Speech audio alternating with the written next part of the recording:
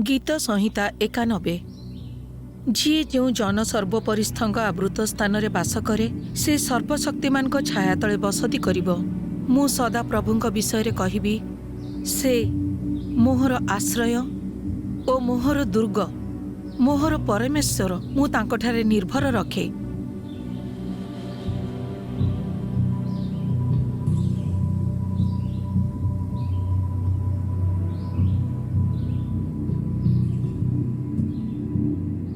आमको एई डाक प्रभुंक पाखरु मिलिछि कि प्रभुंक पाखरे एक योजना अछि जहा कारणरु आम परिवार तांको प्रेम रे बंचिबो। अफगान को पई आम प्रेम तांको सेवा पई अटे। परमेश्वर आम जीवन माध्यम रे आम उद्देश्य को मनोरम और उत्कृष्ट बनाई दियंती।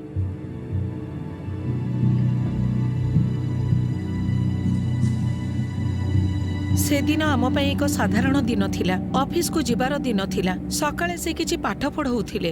वास्तव रे एमिति प्रतिदिन करा जाउथिला। पिलांकु सप्ताहर छुट्टी मिलु नथिला। सांग मानक सह भेट होई पारु नथिले। केवल स्कूल पाठ पढुथिले।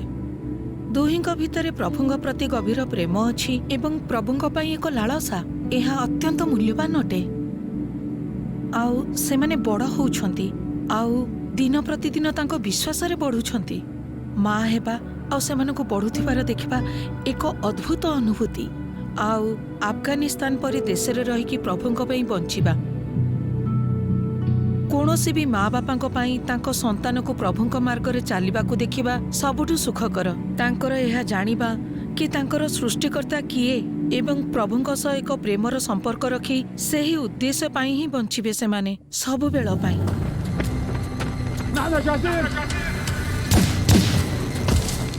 एते कष्ट और चैलेंज थिबा कारणरू अतीत रे मु निजको निजे अनेक थर पचारिछि, हे प्रभु तू कोन वास्तव रे आमठु एमिति ही चाहूछु? केबे भी प्रभुंक पई आम प्राण जाई पारे। आध्यात्मिक दृष्टि रे विचार कले मु जाने जे से आमको बिना किछि योजना उद्देश्य रे अफगानिस्तान परि देश रे अकारण नहीं जिबे नाही आउ छाड़ी देबे भी नाही। मु 100% जाने जे आमे ठीक स्थान रे अछु जदि आमे तांको डाकरे आज्ञाकारी रहू।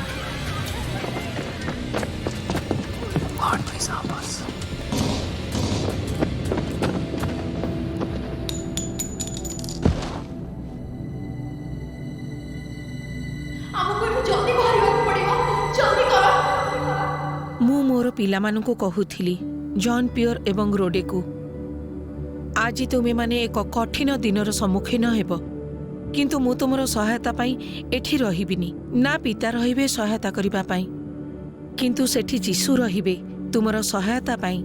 से प्रतिश्रुति दैछंती आमको छाड़िबेनी।